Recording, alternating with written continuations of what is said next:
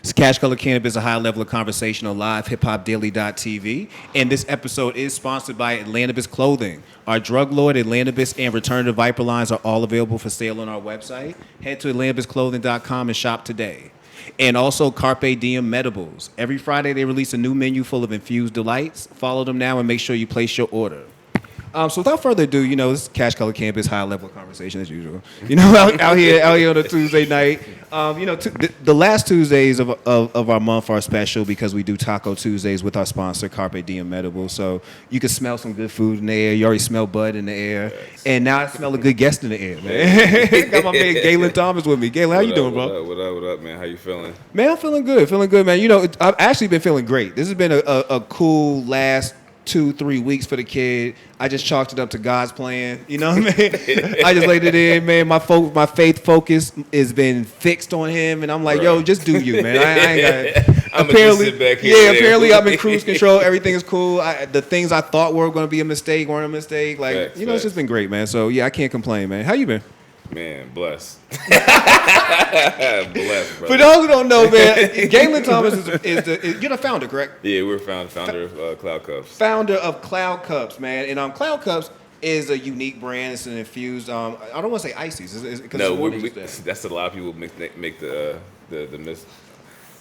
It's actually gelato and sorbet. So the difference between gelato and ice cream is that ice cream is actually 33% more fat content than gelato is. Actually, gelato is like a more healthier frozen dessert for you. Okay. So, and of course, the sorbet vegan friendly most of the time. That's what's up, man. Yeah, so schooled us on a little bit right there, man. I think we just learned the difference between gelato and ice cream. Yeah, we gotta get black people knowing that we're giving you high quality frozen product right here. Yes, sir, man. All right, so for those who don't know, man, just state your name and tell us what you do, and I guess how you even got to that point of where how you got Cloud Cups introduced. Wow, man. Well, I'm Galen Thomas from Philly, 34 years old. Cannabis connoisseur at heart, for first and foremost. So I mean, that's where it really came for the love of cannabis, and then as I got more familiar with CBD and the wellness properties that it had, I got more interested in it, and then trying to kind of find a way to make my way. And it seemed like, but really it was like I wanted to make an edible that not everybody was making. Yeah, and it was like, most of the people, just like brownies, everybody has a different lanes and stuff with like baked goods, but like where I saw the opportunity was there was nothing frozen at all. Yeah. I actually took a trip from Sacramento. I drove down to LA. I stopped at like close to like 50 dispensaries.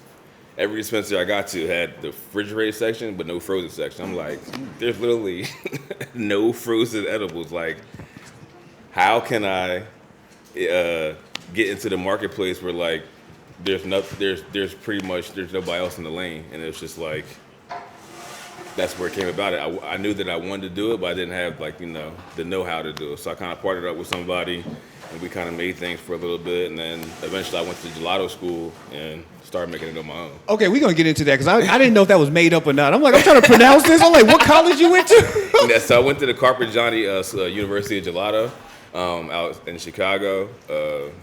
I got a good foundation there. I met one of my and they teach you the fine art of making gelato. The fine art of making this. Bro, that's a real ass investment, my nigga. That's a real ass investment. My man said, I want to learn how to make gelato so bad. I went to college. Facts. Yeah. So I went there. I actually met with a really good professor, and he had kind of took me under his wing, and he was already kind of interested in it. So it's like his name is Baron. Was it like a higher learning moment? Like he saw you come in the rooms, like, yo, I feel like he got a little street edge to him. Let me take him under my wing, and put him on some game. It's really exactly how it happened. Like he really just believed in me. He was like, yo, I'm just gonna help you and give you the resources that you need to kind of push this thing forward. And actually, I just got the news a couple weeks ago that he nominated me to be featured in this Ollie World magazine. And it's actually one of the it's the highest regard you can get in the gelato field. And they nominated me, and I got picked and chose to be featured in this year's magazine. It's like a once in a year publication, and it's this company that owns 78 brands, and I got a 4-page spread. I'm tripping because we have black in cannabis, we have black men in cannabis. I don't know if I see a hashtag that said black men in gelato. Hey man, black men in gelato was a scarcity right now. I'm one You of the you few. it. You easily it, man. So okay, that's great. So your investment wasn't just small time. It wasn't just a thought. You went and got some education. You went and learned the fine process of this doing is not stuff. just something I kind of like whipped out of my kitchen and stuff. Like actually, like you said, I put the investment in to put in, making sure I can see this thing through. That's what it is, man. So what's your I guess educational background in general? Like, I went to HBCU. I went to Bowie State. Okay. I had like both of my roommates in college. They both went to Howard, so I kind of had the best of both worlds. I was between Bowie and Howard. I got a lot of friends and network at both. The Howard network definitely took me a lot further. Started to HU. I was gonna say something. I went to Johnson C. Smith. I'm like, oh, he went to Bowie. Yeah. So like I got kind of like the Bowie education, and then I got the Howard social network. So it's like it kind of just helped me out, kind of get where I needed to be at. There's a lot of good people that went to Howard. Oh, of course, man. Great network. Howard's one of them schools that everybody tries to invade. I went to, like I said, when I was at Smith, we didn't go for homecoming. I went up there for a career fair one time, bro. Yeah. Bro, I almost like you can kind of just settle into Howard's campus and act like you go there. You just chill in the yard. Bro, like, you can just kind of settle in. Like I literally, I remember at one point I was talking to this girl and she thought I was in her, like I lived on campus. I was like, I couldn't even come up. That was with a like lie. always the thing. I was like, because my roommates were actually attended Howard, so it was like people would come back after class and be at my crib. They'd be like, "So you go here?" I'm like, "Nah, bro." Fact, and that's happened to me twice too. Because before I went to Smith, I went to North Adams State in Massachusetts, and we used to always be at UMass Amherst because that's where all the parties at. Okay. We was down there so much, niggas started inviting us out places. So what you gonna do Wednesday? I got class. You know what I'm saying? So all right, that's crazy, man. So getting back to Cloud Cups, I know that you definitely took your time and learned the fine process of gelato, but you had to have some kind of knowledge about THC and some consumption of that prior to that. So when's your first time consuming? Sophomore year of college. Okay. I didn't get into the game late. Hey, you know what? But you've been going hard since. I've been going very hard. Okay. I don't think, like I said before, I don't think I have a tolerance break just yet. But yeah, like I enjoy cannabis. I feel like it's like it helps me like relax. It helps me stay focused. Especially like when I got introduced with the CBD, putting them together, kind of like it definitely helped me like understand the wellness properties of both and how they work together. Yeah. You have a favorite strain? I would have thought you would say gelato. I like runts. I only like a certain runts though. My guy Fidel, he runts is excellent. But I definitely got some of this OG today. I'm gonna give it a buck. I don't think I've ever had runts, and it's more because of so many people who have fake runts that that's the real problem. Everybody got the fronts, but then nobody got the runts. like I wish I had some right now. Yeah. Probably, maybe in the soon future. I'm about to say, be ready. Give it a second. I think my man's doing. I was like, I always steer away from it for that reason. I'm like, I don't know if this is real, and I condemn fake weed too much to just be, Nah, Fidel is, he's a cultivator. Yeah. I'm getting it. I'm touching it from his soil to my hands. It's right from farm to table, basically. Like I need to know exactly where it come from. Bad man. So you a runts guy, man. Yeah, I'm an OG guy. Yeah. I like OG. I like the strong OGs. I like the good, strong weed. I feel you, man, because I'm a hardcore sativa person, and I'm trying not to be so much because I feel like I'm a relic out here. I be saying, yo, you got any sativas? People looking at me like like I'm a cop. Like sativas, nigga. Why you want to stay up? Yeah, why you want to stay up? So I got damn shit alert. to do. Yeah, I got shit to do. Man. Like, look, I have a whole show. You know what I'm saying? Like, I gotta stay awake. Nah, I'm a heavy indica guy. I definitely. I enjoy experimenting with weed, like different types of strains. Like I understand that each different strain has a different like property that you can kind of like interfere, like put in your daily life. So I want this strain to do this. I want this strain to be my high alert. So it's like you find the right type of strains. You kind of like you can have like a wave of your day, pretty much. Like, you know, you can have your morning weed, like you have your sativa. You probably smoke sativas in the morning, right? Yes. You don't want your day to end too quickly. No, specific, especially because I gotta get on Zoom calls now first thing in the morning. Like I gotta be up and kind of alert on you hoes. Yeah, I feel that. Yeah. So also it's crazy because we was talking before we started the show, and I got into your Philly background. Yeah. And I told you about my love of Philly rap, bro. Like right. I'm talking like you told you, I'm Joey Jihad, like Meek Mill with the braids era. Like I used to sit on YouTube and literally watch these dudes like argue to the point where they pulling up to each other's projects. Facts. Like it's like Too Raw for the Streets. Yeah, was probably like the biggest battle rap John in Philly. Period. Like. It was New York versus Philly, Philly versus Harrisburg, Harrisburg versus DC, Philly versus Baltimore. It was like so many different like just brawling. Yeah, battle brawling. Really Philly rappers just going at it like real rap. Yeah, Philly rappers was hard. I'm not saying they ain't no more, but I'm just saying, bro, there was an era where like Philly rappers was hard as hell, my dude. It ain't the same, but no. No, it's not, it ain't the same, but you know, it's a different era now. I think it's kind of dope to kind of see some of them kids grow up out of that. Like watching Meek right now is almost like, damn. Yeah. You know what I'm saying? Like damn. Of all the people I thought would have been mega stars out of that mix, it would have never been Meek Mill. I would have never said that. Yeah, I thought like for real, I thought like when E-Nuts hit the band and shit, yeah. like that was gonna be like one of the biggest Philly rappers, but like nah. I still think it was Young Chris. I thought Chris was gonna be it. Yeah, but then Jay stole his flow, and then he couldn't have him out there like that. I don't know if he stole his flow so much as he made us sold his flow. Like I mean, looking at Chris, I think because when you listen to rap, you can kind of hear when people sound like somebody else. Yeah. I think Chris been writing for some class. I think that's how Chris been surviving. Like he had to been writing for some serious hitters out here. Man. Chris don't know Chris in Nicetown. Nicetown not too far from where I'm at. You know, yeah. I actually DJ'd a couple of barbecues. I DJ'd before all this and stuff. I just been DJing for like 13 years. I'm actually supposed to be DJing Yacht Week next year. So like, you still DJ? Yeah, I mean I do like more like big events and stuff now. Like my boy does Colin Devin events. Not Coachella and nothing like that, but like I do like basically like destination events. So like a lot of my friends, they do like travel things. Like my friend has a company called Colin Devin Events. Yeah. He does like parties in Antigua. Bring like 300-400 people, everybody party in Royalton, and it's lit. So why don't you do? I was about to get into the private events that you do. Well, let's get into that first. I was going to ask why don't you DJ those, but. When I first met you, it was through the private events. Like I never really knew what Cloud Cups was until you came to Atlanta, and I got invited to this private dinner you was doing. Right. And the dinner was lit. Like the ice cream can't wait. I mean, the gelato can't wait. Put some respect on it. Yeah, put some respect on the name. The gelato came later. But the meals was amazing, man. And I was like, I thought that's what y'all did initially. So that was just like that was like the brainchild behind all my marketing. Like. Okay.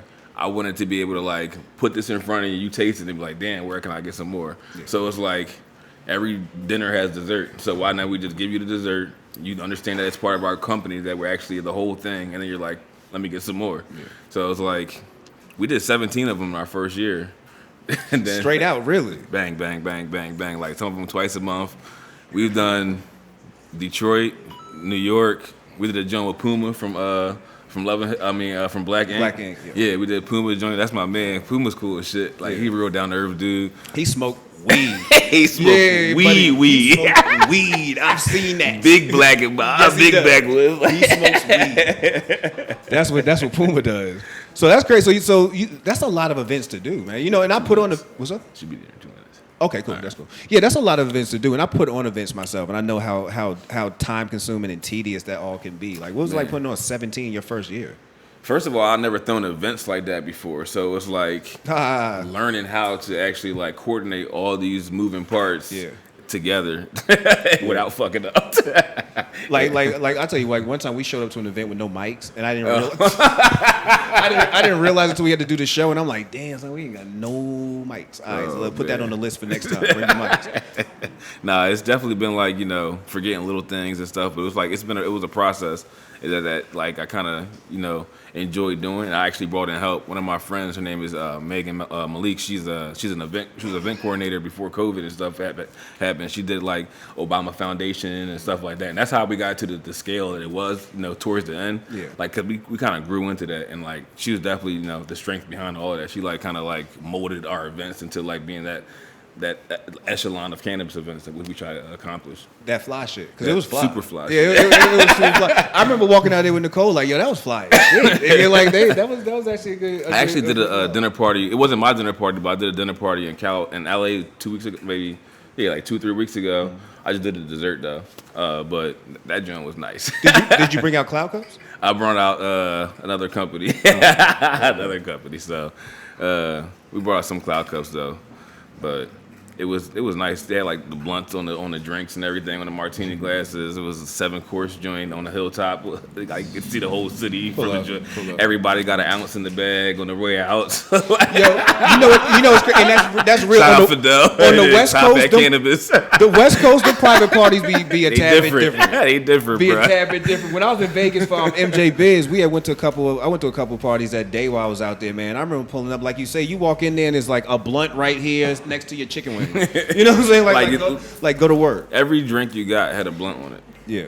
Like you get a blunt. Like you get weed that's paired to the drink. Facts. Yeah. Yeah. So it was like, because a lot of this on the East Coast, it's so hard to get a venue you can smoke in. Yeah. And without proudly, and it being a nice spot. Yeah. Being like a certain level of spot, a location and stuff, and still being able to do that, it's just like you're going to cash out trying to figure it out. Facts. Especially when you get started. I mean, New York, Boston, Rhode Island, Philly, all that's a different thing because y'all got legalization going on. Mm-hmm. But the further south you go, that becomes even more of a tricky situation because, we got none of it down here as far as like legal. It's primarily, your CBD and your hemp situations. But clearly we have a scene. Matter of fact, I know for a fact, like even in New Orleans, they have sessions. You know what I'm saying? Yeah. Like major ones, Currency be rhyming and Kelly Green be DJing. It's not like it doesn't happen, but finding those venues be almost like that's the pain in the neck. You got to even know some rich folk. Yeah. Or like I said, you either got to be ready to pay a fine because... Oh, yeah, because it's going to happen. Because if you Airbnb it, get ready to pay that fine. Yeah. I got fortunate enough that like the spot that we did the joint here in Atlanta, it was my friend. She owned that spot. So she was cool with it? Yeah, she was cool with it. She still own that spot? That's a nice spot. Yeah. She rented that joint out. She thinks she moved to New York. She worked for like Foot Locker. She's super lit right now doing any marketing. She got it. Okay. All right, keep that friend. Man. So, but Cloud Cups. You have over 300 flavors of Cloud Cups. Am I correct? Nah, I wish. I was about to say, because I was going to get into that, bro. One, why the hell you got 300 flavors? So, realistically, yeah, I think I have about like between 50 and 60. Okay.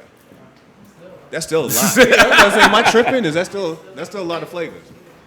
Oh, you need somebody to come downstairs? Yeah, I think somebody go grab my girl. Downstairs. Got it. Somebody's going. All right. Yeah, but that's a lot of flavors. Back to that story. So, I actually got in trouble about these flavors. Like, they like, nigga. Straight like that? Just went straight like that? Nigga. It costs money to print labels. Yeah, bro. It costs money to roll out this stuff, X, Y, Z. So, it's like, it's a big thing rolling out flavors and stuff. And, like, I'm happy that I'm creative enough to keep making more flavors and keep, exploring the palate of people and being able to create things that people like and being able to make custom flavors. Like, even the dinner party I did in LA, I made 3 custom flavors I had never made before, and that was just like boom off the top real quick. Yeah. So like I'm creative enough to be able to just make more flavors, but it's just like I'm kind of like scaling back on how I roll them out. Like I think I'll have like 10, 12 staple flavors. That's what I was about to say. Yeah, you got to. Like I even learned that lesson. And, I had this conversation last week. We have an event we do called Atlanta City Market, and during the recording of the podcast, we had a conversation with Black-owned businesses, and we spoke about different ways you had to survive during COVID. And to a man, we all agreed that one thing we had to do, no matter what the business was learn how to scale down. Yeah. And for me, my little business, my business here was the clothes. I had to figure out which ones were the popular ones and cut out, production of stuff that wasn't necessarily moving. And that not only helped me mentally as far as like just not going crazy and trying to keep up with so many things. But it focused everything on the thing that was popular, and as you started seeing actual profit come in. Exactly. Yeah. So like the good thing is about having like platforms like Square and like what else do we use? Clover and stuff like that. You know, they give you the analytics of what products are selling and stuff like that. And that's kind of how we kind of gauge down and scale things back down to like, okay, this is what we're going to sell all year long. And this is what we're going to sell during these certain months and these certain months and X, Y, Z. So it's like, and how, okay, we'll do special flavors, but we'll do it scheduled on about how we want to roll them out. Not about like, I just thought about this flavor. I'm putting it out next week. See, that's how I was a minute. You know what I'm saying? Like, you be, especially during COVID, I sit in the house and there'd be nothing to do, and I'd be like, Black Tina. You know what I'm saying? Throw it on a shirt. COVID really kind of like picked this up a lot because so many people being in the house and like CBD helping people deal with anxiety. Yeah. It definitely helped. I definitely saw a spike in sales as soon as like COVID hit.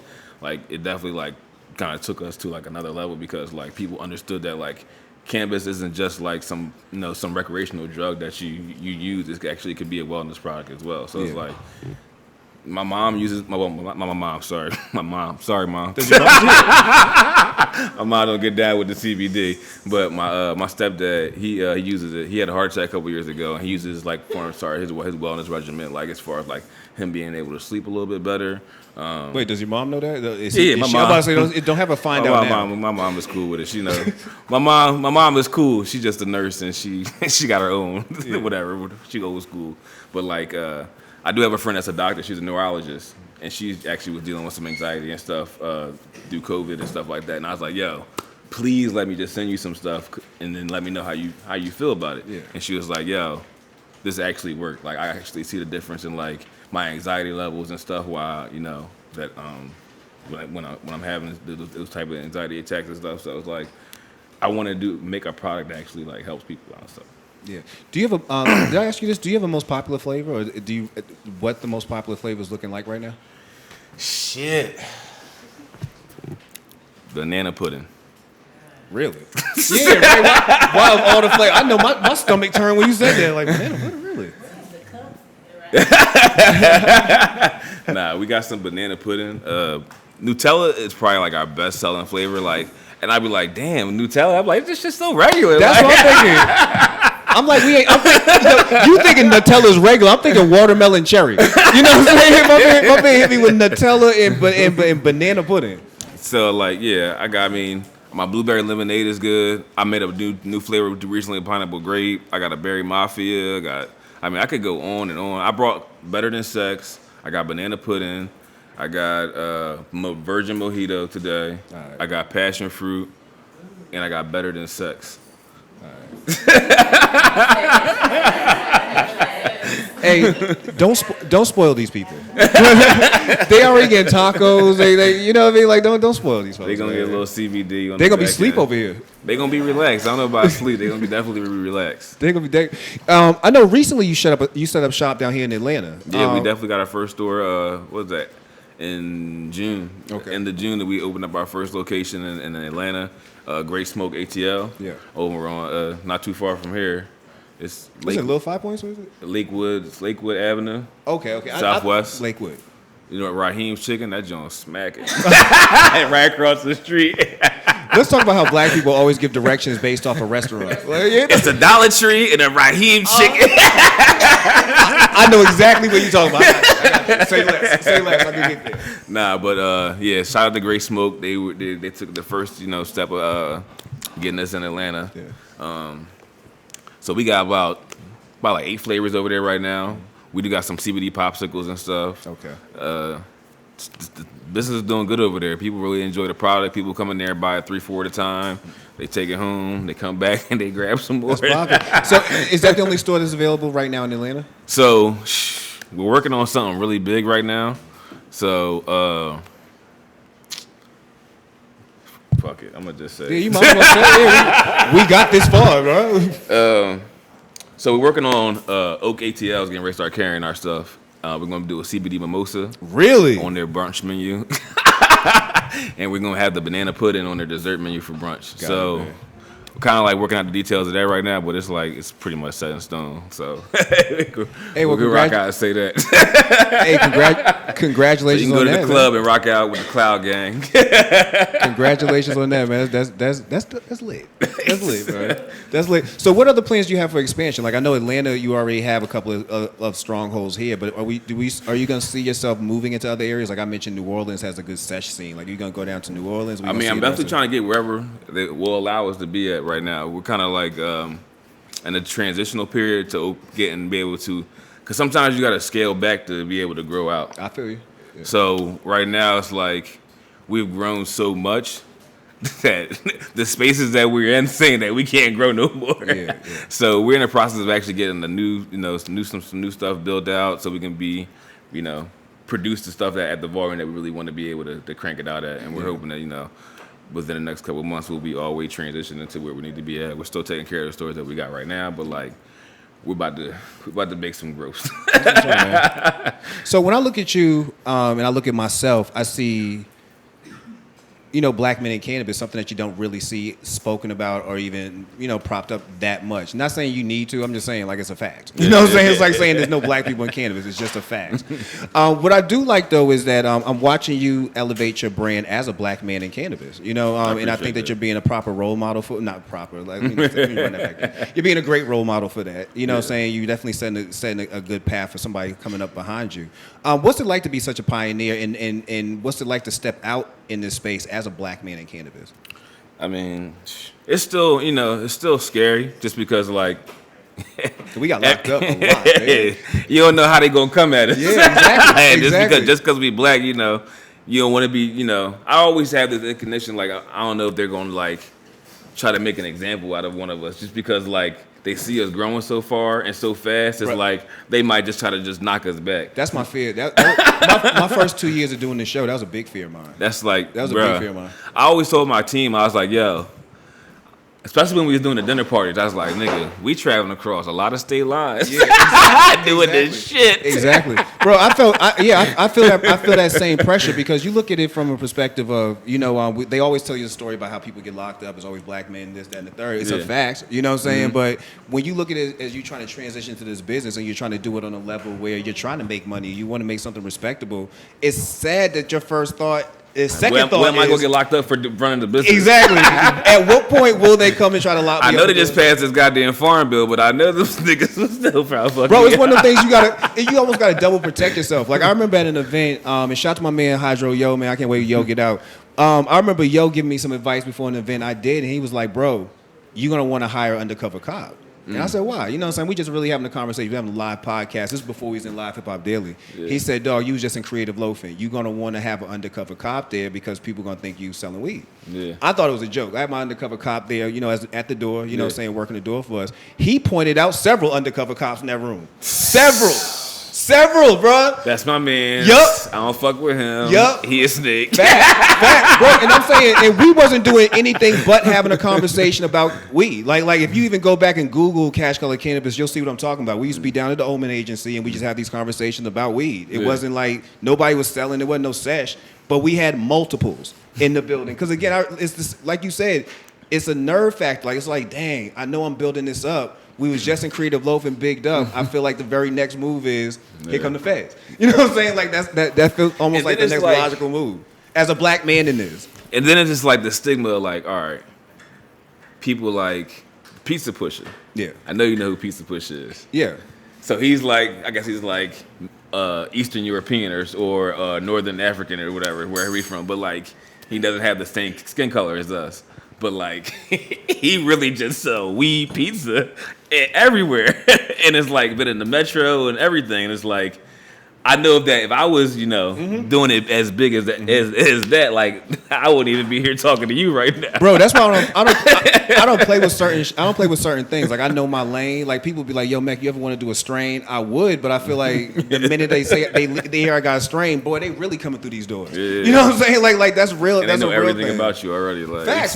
Like you can only get like me as my voice as a black man in cannabis in media. Like that's a powerful thing in itself. You know what I'm saying? Like don't add in other factors. You know what I'm saying? Like where you have other things that could really draw in some attention. But I think about that often. Like I say, being a black man in cannabis, trying to build a business, trying to build yourself, you actually come across so many obstacles, from perceptions of how white people look at you. Like I've been in rooms before where I've literally walked in the room and you have a one of them commercials and PSAs where you're talking about how all the people who get arrested for cannabis and why this is wrong. It's just black man after black man being thrown on the ground. And then the lights come on, there's a room full of white people, and it's me. And they looking like, they looking at you like, why are you even here? I'm looking like, bro, I just saw the video. That's why I'm here. Like, that's why I pulled up. You know what I'm saying? Because I thought everybody was on the same page. I didn't know you was just having this conversation amongst yourselves. Nah, it wasn't. You wasn't invited. I didn't know I wasn't supposed to be invited.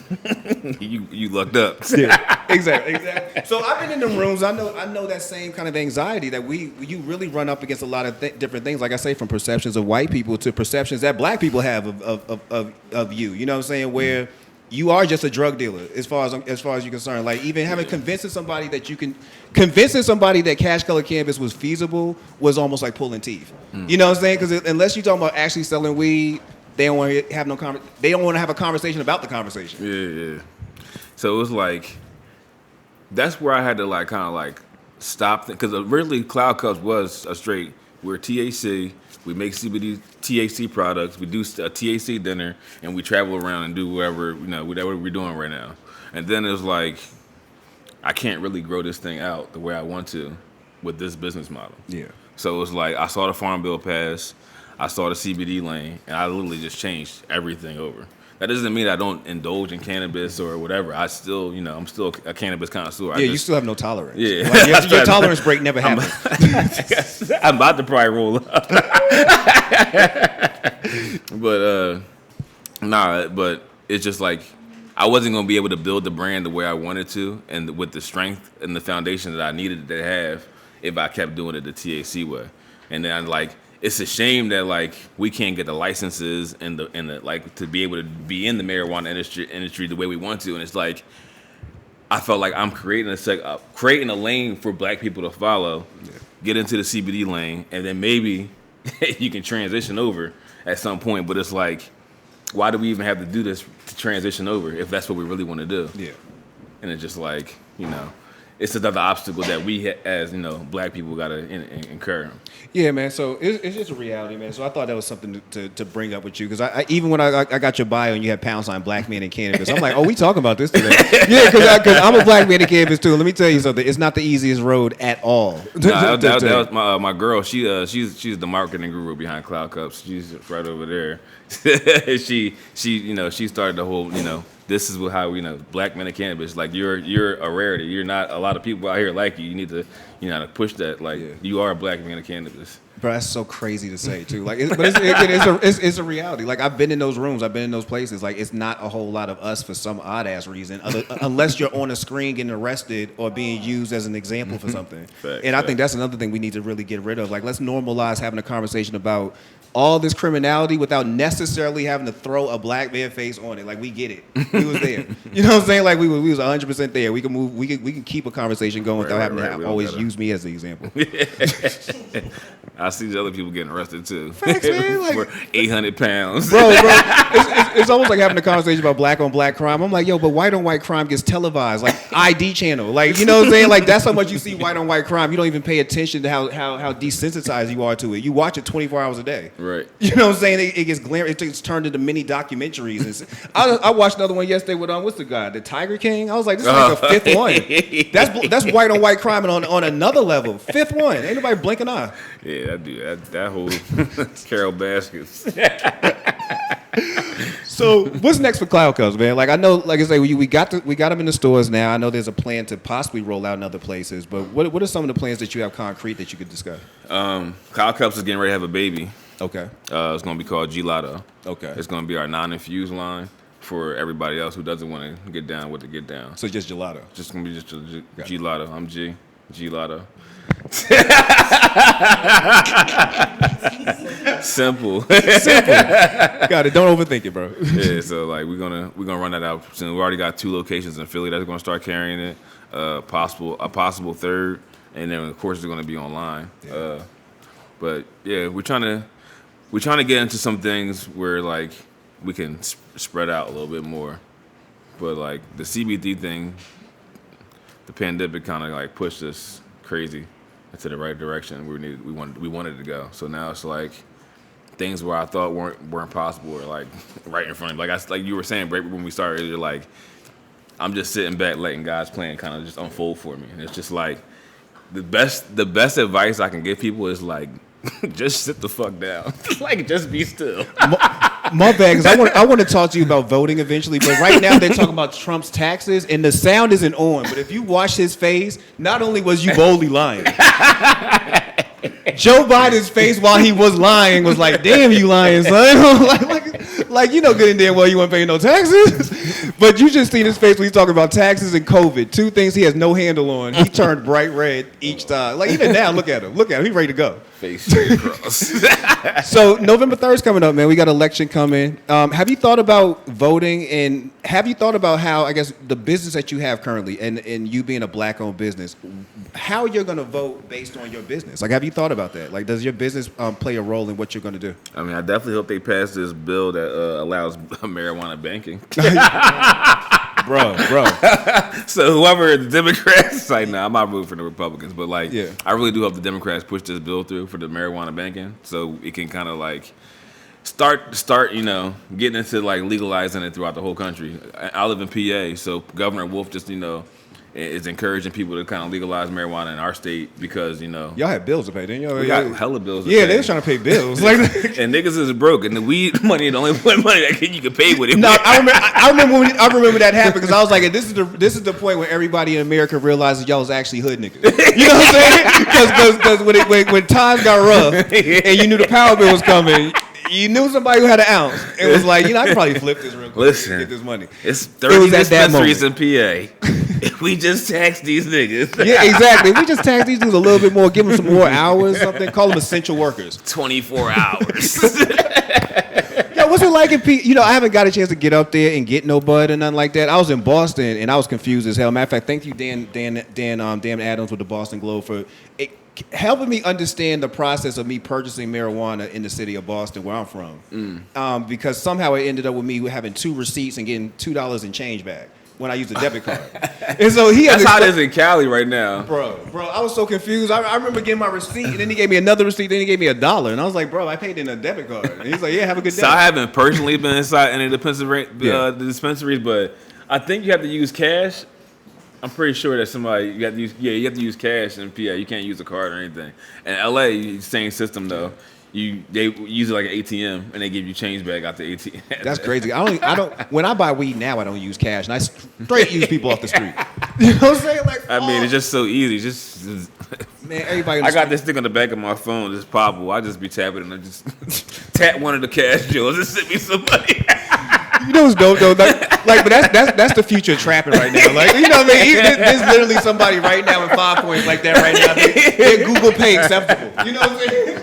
They got Google Pay. They got Square. I got everything from a dime to a pound. What you want? That's what I'm saying. So it's a little 15-year-old gonna flip his phone over, put his little thing inside. Man, what you got, a card? Oh man, that's crazy. Yeah, that's crazy, bro. Man, I really appreciate you coming through, man. You really blessed this audience a lot. I heard you got some samples for us. I definitely got some samples in the freezer for y'all. I'm gonna give some out. Like I said, I got 5 flavors. All right, slow down, Mark. I thought she was about to go now. I was about to say, damn. I'm about to go now. Go get them. I got 5 flavors, so we gonna roll them Jones out while I'm in the back, whatever. Gotcha. Do my thing. Gotcha. I think this man about to explode on the screen. He is so tired of being up there, Jack.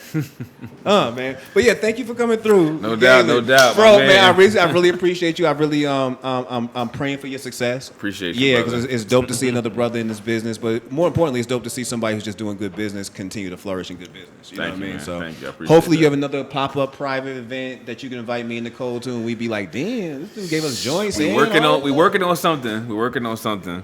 Shout out to Chef Lambo. I don't know if y'all know her in Atlanta. Nah, Chef Lambo? Chef Lambo. She is the truth. She is the truth.